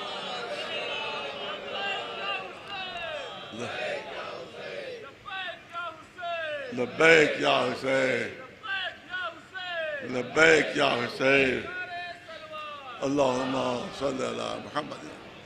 اب میں ظاہر کو بات کرنا چاہتا ہوں جو مجھے آخر میں عرض کرنا ہے کہ انسان کے جسم میں، انسان کی خلقت میں جسم بھی ہے اور روح بھی ہے، اور جتنے صفات و کمالات ہوتے ہیں وہ جسم میں نہیں ہوتے، روح میں ہوتے ہیں۔ یہ ہمارے بچوں کے لیے جملے ہیں کہ جتنے صفات ہوتے ہیں وہ روح میں ہوتے ہیں، جتنے کمالات ہوتے ہیں وہ روح میں ہوتے ہیں۔ جسم عالم نہیں ہوتا، روح عالم ہوتی ہے۔ توجہ رہے، جسم عالم نہیں ہوتا، روح عالم ہوتی ہے۔ جسم متقی نہیں ہوتا، روح متقی ہوتی ہے۔ جسم بہادر نہیں ہوتا، روح بہادر ہوتی ہے۔ ارے نہیں، توجہ رہے، جسم بہادر نہیں ہوتا، روح بہادر ہوتی ہے۔ اگر جسم بہادر ہوا کرتا تو لمبے چوڑے جسم والے بہادر ہوا کرتے، میدان چھوڑ کر بھاگ نہ رہے ہوتے۔ اس کا مطلب ہے جسم بہادر نہیں ہوتا، روح بہادر ہوتی ہے۔ ایک صلوات بھیجے والا نواز پر محمد وآلہ۔ بہت پڑھا لکھا مجمع، جس صفات کا حامل نہیں ہوتا ہے، روح جو کمالات ہیں سب روح میں پائے جاتے ہیں۔ جسم سخی نہیں ہوتا، روح میں سخاوت پائی جاتی ہے۔ یہ روح حکم دیتی ہے تو ہاتھ بڑھتا ہے سخاوت کے لیے۔ اصل صفت جو ہے وہ روح میں ہوتی ہے۔ اس کا مطلب ہے جتنے صفات و کمالات ہیں وہ روح میں پائے جاتے ہیں۔ تو عورت و مرد میں جسمانی فرق تو پایا جاتا ہے، مگر روح وہی ہے جو مرد میں ہے، وہی ہے جو عورت میں ہے۔ ایک صلوات بھیجے بلا نواز پر محمد وآلہ۔ اس لیے صفات و کمالات میں کوئی فرق نہیں ہے، اسی تقوی و پرہیزگاری میں کوئی فرق نہیں ہے۔ جیسا بہادر مرد ہے ویسے بہادر خاتون بھی ہو سکتی ہے، جیسا سخی مرد ہے ویسے سخی عورت بھی ہو سکتی ہے، جیسا متقی و پرہیزگار مرد ہے ویسے ہی متقی و پرہیزگار عورت بھی ہو سکتی ہے، جیسا زہد مرد میں پایا جاتا ہے ویسے ہی زہد عورت بھی پایا جاتا ہے، جیسی عبادت مردوں کی ہے ویسے عبادت عورت کو بھی ہو سکتی ہے۔ مگر یہاں کے اوپر کیونکہ رسول نے ارشاد فرمایا کہ اگر علی نہ ہوتے تو فاطمہ کا کوئی کفو نہ ہوتا۔ بہت توجہ رہے، اگر علی نہ ہوتے تو فاطمہ کا کوئی کفو نہ ہوتا، کیونکہ ایک منزل ایسی ہوتی ہے کہ ہر صفت میں علم میں برابری۔ جلدی سے سن لیجئے، مولا کائنات علی ابن ابی طالب علیہ السلام شہزادی تشریف فرما ہے، مولا نے فرمایا اے بنت رسول، آج میں چاہتا ہوں کہ آپ سے کچھ کائنات کے راز بیان کروں۔ سنیے، مولا علی کہتے ہیں کہ اے بنت رسول، آج میں چاہتا ہوں کہ میں کائنات کے راز آپ سے کچھ بیان کروں۔ شہزادی نے مسکرا کر کہا، آپ میرے شوہر ہیں، آپ بیان کیجئے گا، میں سن لوں گی۔ آپ میرے شوہر ہیں، آپ بیان کیجئے گا، میں سن لوں گی۔ اگر اجازت دیجئے میں خود بیان کر دوں، آپ کیا ریاض بیان کرنا چاہتے ہیں؟ ایک صلوات میں جب نواز پر محمد وآلہ، صلوات پر نواز پر محمد وآلہ محمد۔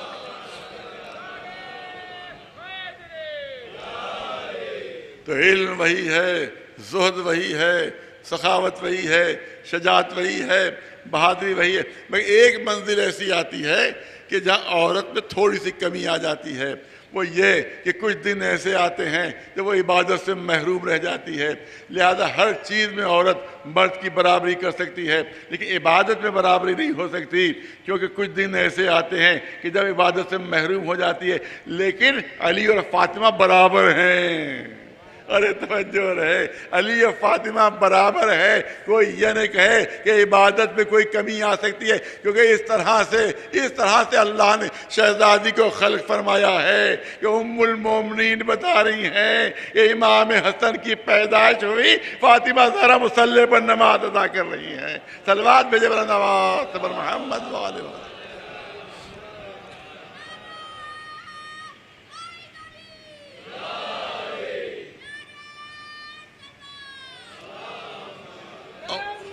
زندہ باد، زندہ باد، زندہ باد، زندہ باد، زندہ باد، زندہ باد، مرد آباد۔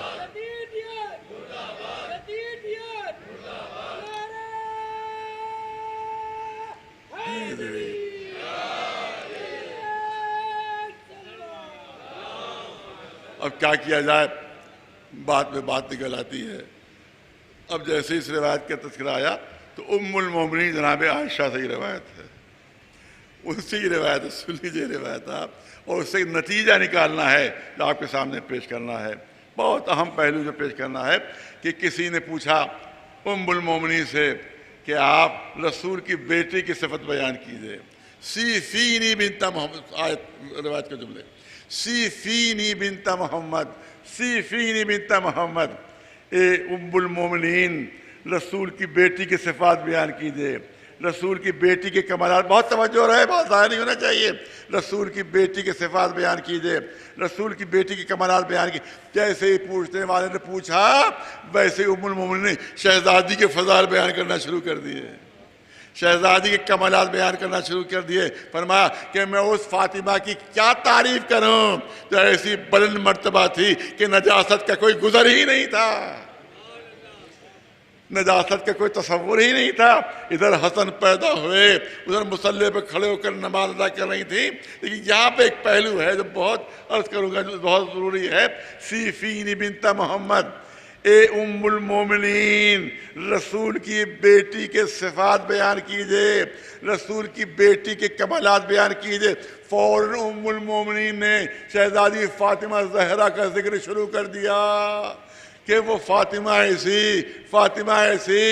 دیکھیے بہت توجہ چاہوں گا، اگر میرے کوئی مجھ سے پوچھے کہ آپ کا بیٹا کتنا پڑھا لکھا ہے تو میں فوراً پوچھوں گا کس بیٹے کے بارے میں آپ پوچھ رہے ہیں، بڑے بیٹے کے لیے یا چھوٹے بیٹے کے لیے؟ تو اگر دو بیٹے ہوں اور کوئی یہ پوچھے کہ آپ اپنے بیٹا آپ کا کتنا پڑھا لکھا ہے تو میں فوراً پوچھوں گا کس بیٹے کے لیے؟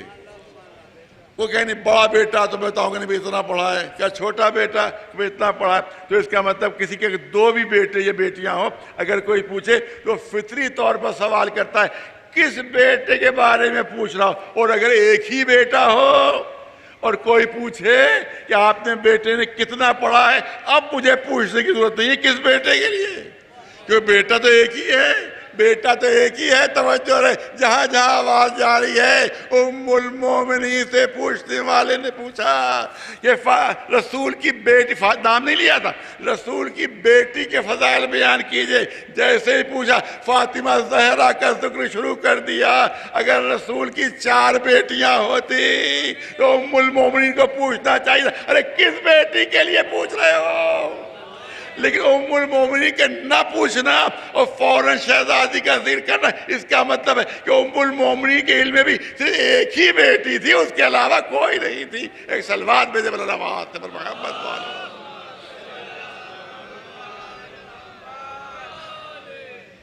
ایک صلوات بر نواز پر محمد والا محمد۔ بس میری بات کو مکمل کرنا چاہتا ہوں۔ حقیقت یہ ہے کہ اللہ کی طرف سے کوئی ناانصافی نہیں ہو سکتی۔ عورت کو پیدا کرنے والا بھی وہی، مرد کو پیدا کرنے والا وہی، لہذا بہترین دین اسلام ہے جس میں حق جو عورتوں کا ہے وہی حق مردوں کا۔ بہت سی غلط فہمیاں پھیلائی جاتی ہیں، پچھلی مجلس میں بھی میں نے ان غلط فہمیوں کا ازالہ کیا تھا۔ آج بھی 2-3 بہت کم وقت ہے، دو تین چیزیں آپ کے سامنے پیش کرنا چاہتا ہوں۔ ایک چیز یہ غلط فہمی پھیلائی جاتی ہے کہ صاحب کہ جو عورت پیدا ہوئی ہے وہ جناب آدم کی پسلی سے پیدا ہوئی ہے۔ یہ پورے قرآن میں کہیں نہیں ملے گا آپ کو، پورے قرآن میں کہیں نہیں ملے گا کہ جناب آدم کی پسلی سے حوا کو پیدا کیا گیا۔ یہ توریت میں ہے، یہ یہودیوں کا عقیدہ ہے، مسلمانوں کا نہیں ہے۔ سن لیجئے غور سے، یہ یہودیوں کا عقیدہ ہے کہ عورت جو ہے وہ پسلی سے پیدا کی ہے، اور کیونکہ پسلی ٹیڑھی ہوتی ہے یہ ہمیشہ عورت ٹیڑھی رہے گی، اور سیدھا کرنے کی کوشش کرو گے تو ٹوٹ تو جائے گی مگر سیدھی نہیں ہوگی۔ لہذا کہا جاتا ہے کہ عورت کو کبھی سیدھا کرنے کی کوشش نہ کرنا، کیونکہ پسلی سے پیدا ہوئی۔ میں عرض کروں قرآن میں کہیں نہیں تذکرہ، اور چھٹے امام جعفر صادق نے اعلان فرمایا کہ جھوٹا ہے وہ جو کہتا ہے کہ عورت جو ہے وہ آدم کی پسلی سے پیدا ہوئی۔ ارے کیا اللہ کی خلقت میں اتنی کمی تھی کہ وہ اور مسالہ پیدا نہیں کر سکتا تھا کہ جس سے حوا کو پیدا کر دے؟ مجبور تھا کہ ایک پسلی کم کرے تو پیدا کرے؟ نہیں، جس مٹی سے آدم کو پیدا کیا گیا اسی مٹی سے حوا کو پیدا کیا گیا۔ صلوات بھیج بلا نواز پر محمد والے۔ یہ یا علی یا علی، ایک صلوات بلا نواز پر محمد والے۔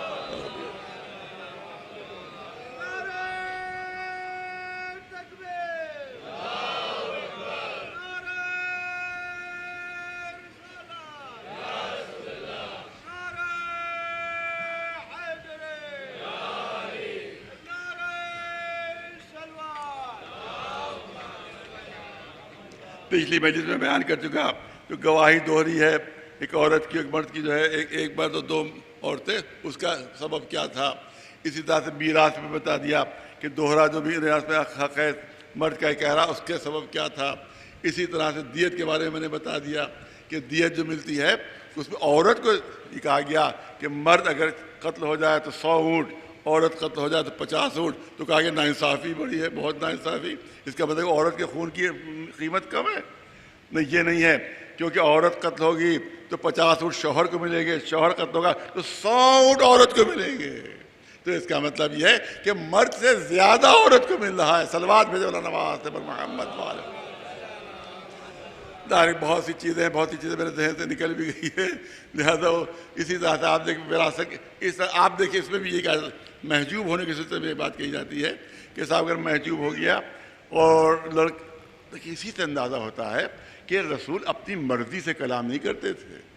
بہترین دلیل ہے جو آپ کے سامنے پیش کرنا چاہتا ہوں کہ جو اللہ کی مرضی ہوتی تھی وہی پیش کرتے تھے، ورنہ اگر اپنی مرضی ہوتی تو خود رسول محجوب تھے۔ نہیں سمجھ میں آ بچوں کی، کہا جاتا تھا کتنا بڑا ظلم ہے کہ صاحب اگر دادا کے سامنے باپ مر جائے تو پوتے کو نہیں ملے گا، دادا بہت زندہ ہے باپ مر گیا تو دادا کی میراث جو ہے پوتے کو نہیں ملے گی، یہ تو بڑا غلط ہے۔ تو یہی تو خود رسول اللہ کے ساتھ ہوا تھا کہ دادا کے سامنے باپ مر گئے تھے جناب عبداللہ، تو خود بھی محروم ہو گئے تھے۔ تو اس کا مطلب یہ ہے کہ اگر اپنی طرف سے قانون بنایا ہوتا تو محجوب کو سب کچھ دلوا دیتے رسول، کیونکہ خود محجوب تھے۔ خود بچے سمجھے تو کہہ رہا ہوں میں، خود محجوب تھے رسول۔ اگر اپنی مرضی سے قانون بنایا ہوتا تو رسول سب کچھ محجوب کو دلوا دیتے، لیکن محجوب کا محروم رکھنا خود محجوب ہوتے، اس کا مطلب حکم الہی پر عمل ہو رہا تھا، اپنی مرضی پر عمل نہیں ہو رہا تھا۔ ایک صلوات بھیجو اللہ نواز پر محمد والا۔ اسی یا رسول اللہ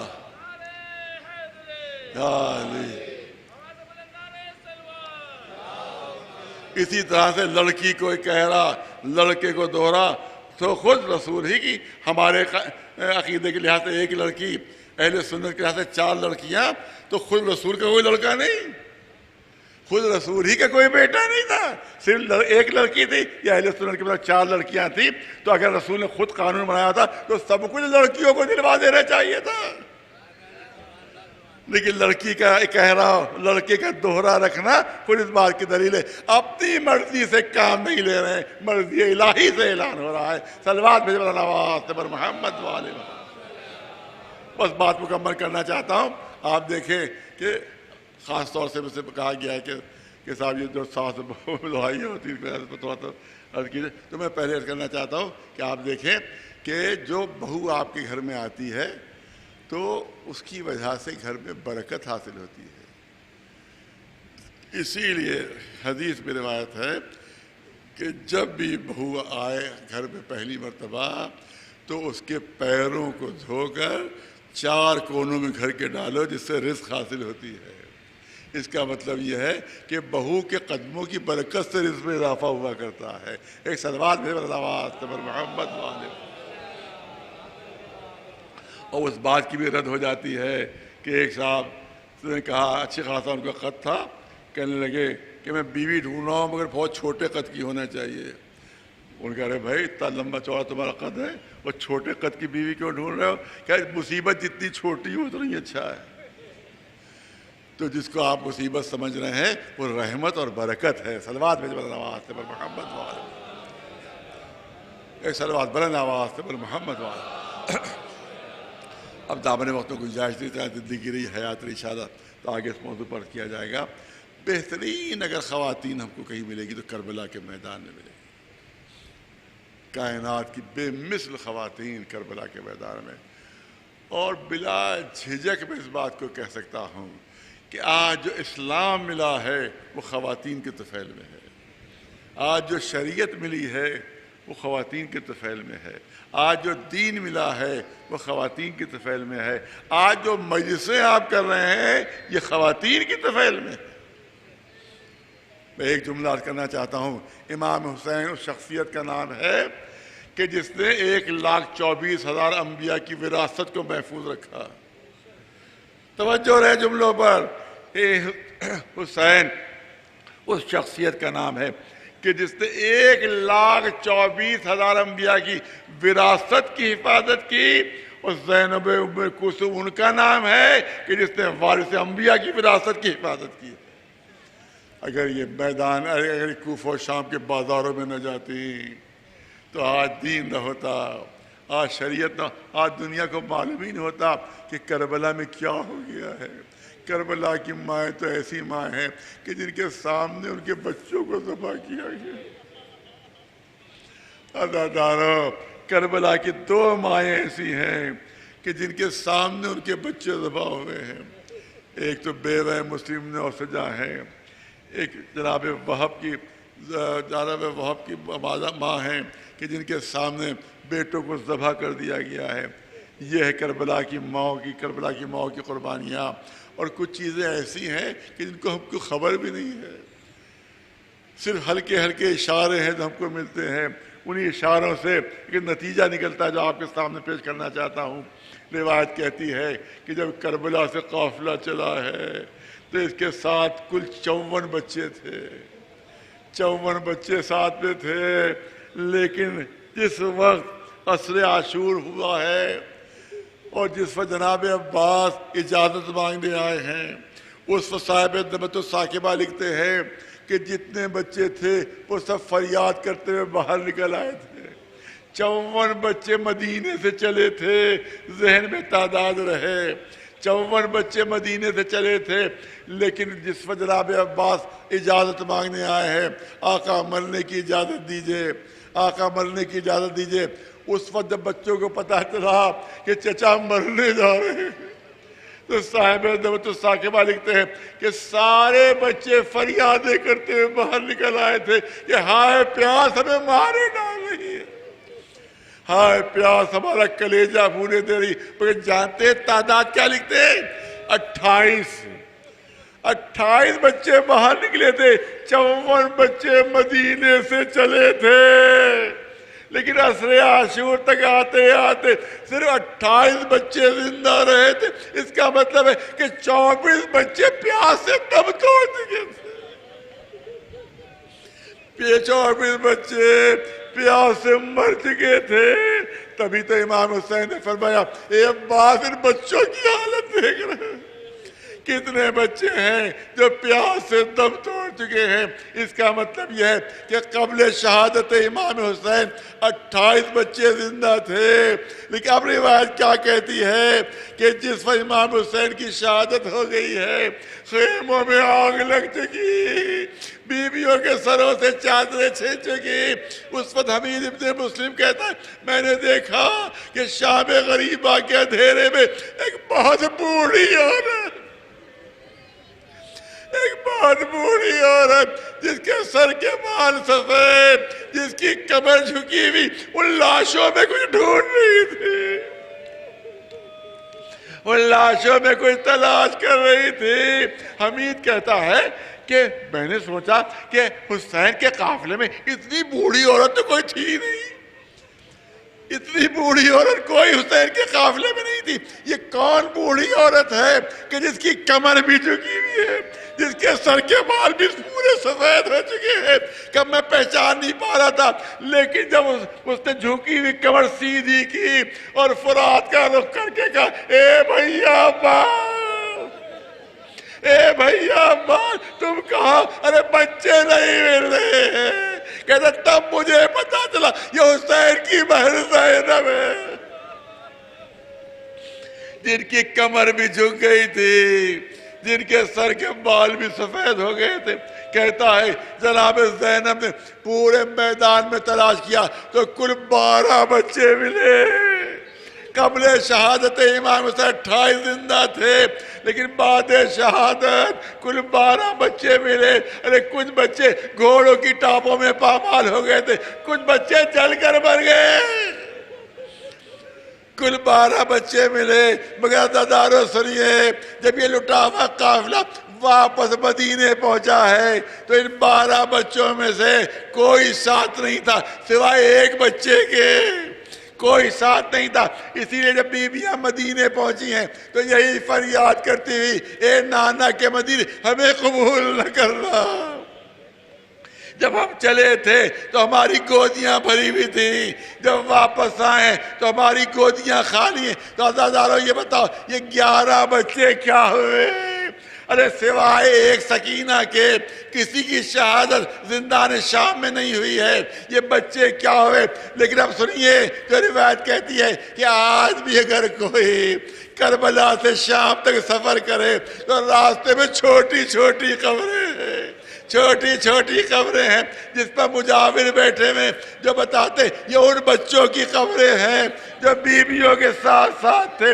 عزادارو کون سا ظلم ہوا کہ بچے راستے میں ختم ہو گئے؟ عزادارو اس ظالموں نے بے کجاوا اونٹوں پر ماں کو بھی بٹھا دیا تھا، چھوٹے چھوٹے بچوں کو بھی ماں کے ہاتھ پسے گردن سے باندھ دیے تھے۔ شبر کا حکم تھا کہ اونٹوں کو تیزی سے دوڑایا جائے۔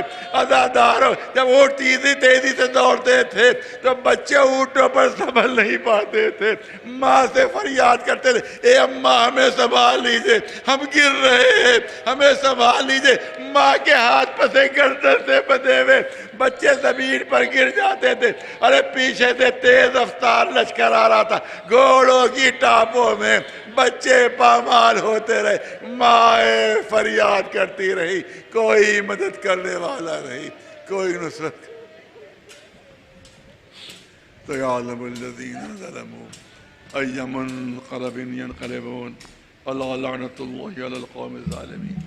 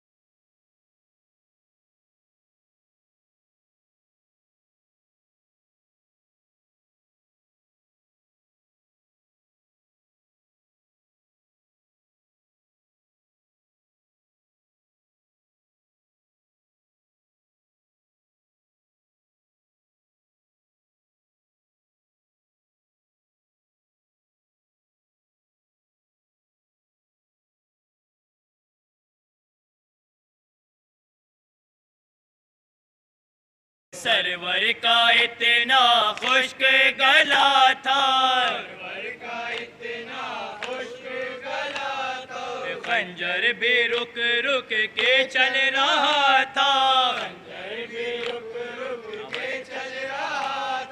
آواز دو مجھ کو، آواز دو مجھ کو بابا میرے بابا، ماتم کرو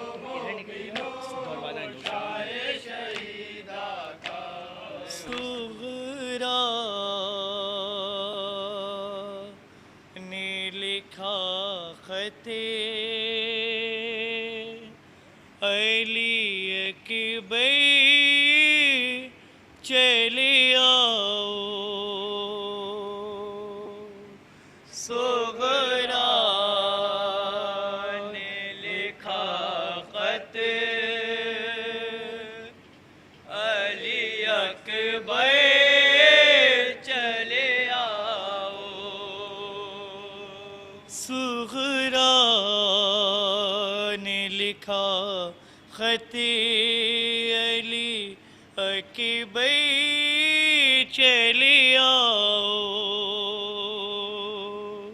صغرا نے لکھا خط علی اکبر چلے آؤ، مر جائے نبی ماں کے اب گھر چلے آؤ، صغرا نے لکھا خط علی اکبر چلے آؤ، صغرا نے لکھا خط علی اکبر چلے آؤ، صغرا نے لکھا خط علی اکبر چلے آؤ، صغرا نے لکھا خط علی اکبر چلے آؤ، سب چھوڑ گئے مجھ کو کسی نے نہ خبر لی، تم سب کی جدائی میں یہ حالت ہوئی میری، کچھ روز کی مہمان ہے خواہ چلے آؤ، صغرا نے لکھا خط علی اکبر چلے آؤ، صغرا نے لکھا خط علی اکبر چلے آؤ، رہ رہ کے ستاتا ہے مجھے روز یہ منظر، ایک آن میں ویران ہوا میرا بھرا گھر، کچھ کھاؤ ترس بہن کے غم پر چلے آؤ، صغرا نے لکھا خط علی اکبر چلے آؤ، صغرا نے لکھا خط علی اکبر چلے آؤ، میں کب سے بلاتی ہوں کوئی آتا نہیں ہے، کیوں کوئی بھی صغرا پہ ترس کھاتا نہیں ہے، تم سے یہ گزارش ہے برادر چلے آؤ، صغرا نے لکھا خط علی اکبر چلے آؤ، صغرا نے اکبر چلے آؤ. ایک تیری زیارت کا ہے ارمان مجھے کب سے، یہ سچی ہے کہ سب چھوڑ کے تنہا گئے جب سے، تکتی ہے بہن رسی تاکہ دل بھائی چلے آؤ. صغرا نے لکھا خط علی اکبر چلے آؤ. صغرا نے لکھا خط علی اکبر چلے آؤ. تقدیر سے میری شب فرقت کو مٹا دو، ایک بار ذرا چہرہ پر نور دکھا دو. اے جان دل سبت پیمبر چلے آؤ. صغرا نے لکھا خط علی اکبر چلے آؤ. صغرا نے لکھا خط علی اکبر چلے آؤ. شادی ہو تمہاری یہی ارمان ہے میرا، ہو سحر کی لڑیوں سے چھپا چاند سا چہرہ، بس دیکھ لوں صحرا تیرے سر پہ چلے آؤ. صغرا نے لکھا خط علی اکبر چلے آؤ. صغرا نے لکھا خط علی اکبر چلے آؤ. سرور میں لکھوں فاطمہ صغرا کی مصیبت، اس دل کی قسم میرے قلم میں نہیں طاقت، دل ٹکڑے ہے بسیتے نہ ہی لکھ کے چلے آؤ. صغرا نے لکھا خط علی اکبر چلے آؤ. صغرا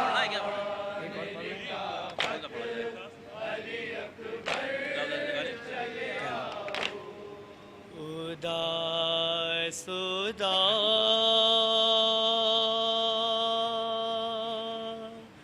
سے فضا ہے، لرز رہا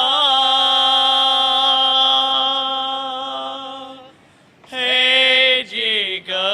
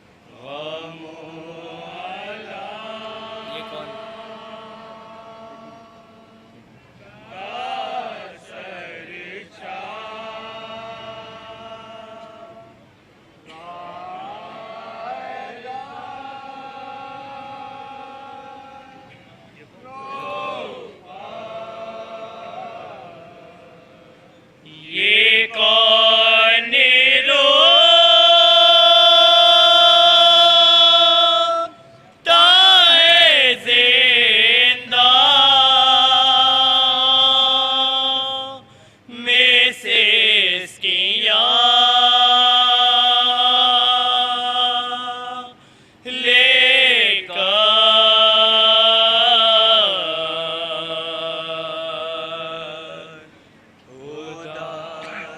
کبھی فرات کبھی فرات کبھی فرات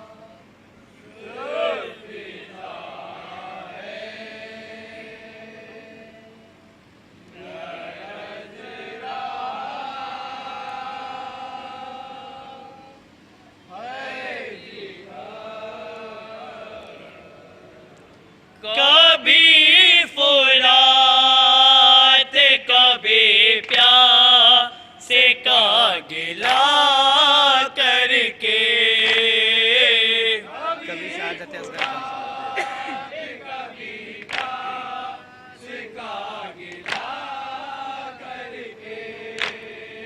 کبھی شہادت اصغر کا تذکرہ کر کے یہ کون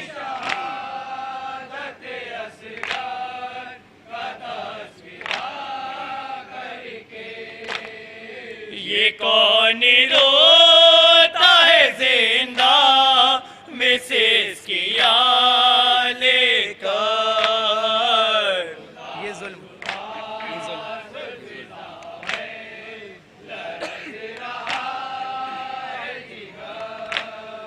یہ ظلم کس پہ ہوئے ہیں یہ کون بی بی ہے جو اپنے کنبے کی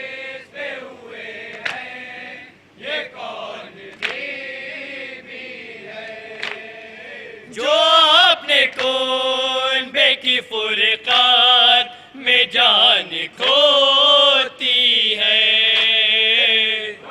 یہ کون ہے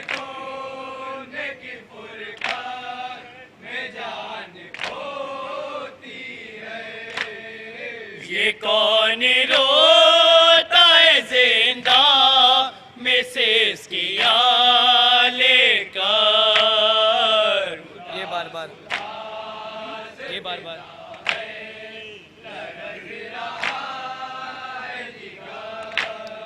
یہ بار بار کوئی کہہ رہا ہے ہائے چچا صدا ہی آتی ہے اکثر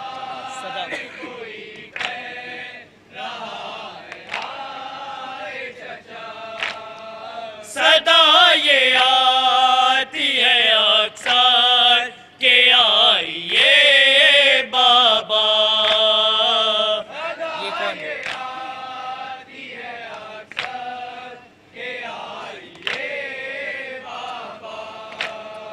یہ کون روتا ہے زندہ میں سے اس کی یاد لے کر دل رباب دل رباب کبھی تڑپ کے یہ کہنا کبھی تڑپ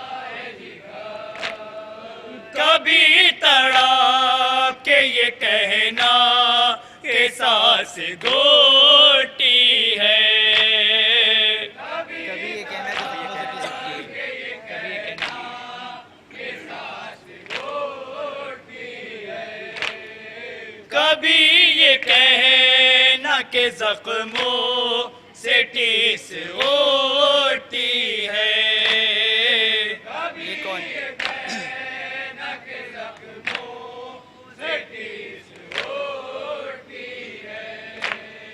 یہ کون روتا ہے زندہ میں سے اس کی یاد لے کر دل رباب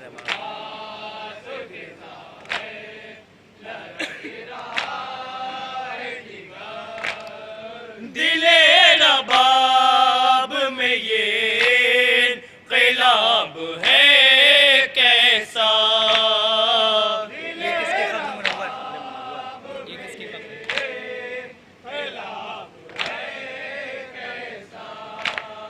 یہ کس کی قبر منور سے آ رہی ہے صدا یہ کون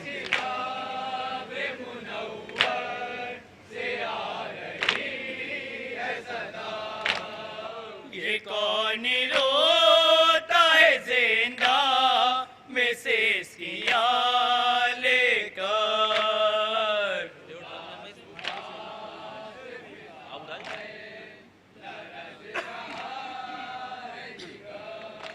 ہائے ہائے زینب ہائے ہائے شام ہائے ہائے زینب ہائے ہائے شام ہائے ہائے زینب ہائے شام ہائے ہائے عابد ہائے شام ہائے ہائے عابد ہائے شام ہائے ہائے عابد ہائے شام ہائے ہائے کلثوم ہائے شام ہائے ہائے کلثوم ہائے شام ہائے ہائے کلثوم ہائے شام ہائے ہائے فضا ہائے شام ہائے ہائے فضا ہائے شام ہائے ہائے کبرا ہائے شام ہائے ہائے لیلا ہائے شام ہائے ہائے لیلا ہائے شام ہائے رقیہ شام ہائے رقیہ شام ہائے رقیہ شام ہائے رباب ہائے رباب ہائے رباب ہائے سکینہ ہائے سکینہ ہائے سکینہ ہائے سکینہ ہائے سکینہ ہائے سکینہ ہائے سکینہ ہائے سکینہ السلام علیکم یا ابا عبداللہ، السلام علیکم یا ابن رسول اللہ، السلام علیکم والا جد کا وابیخ، السلام علیکم والا ہم کا واقیق،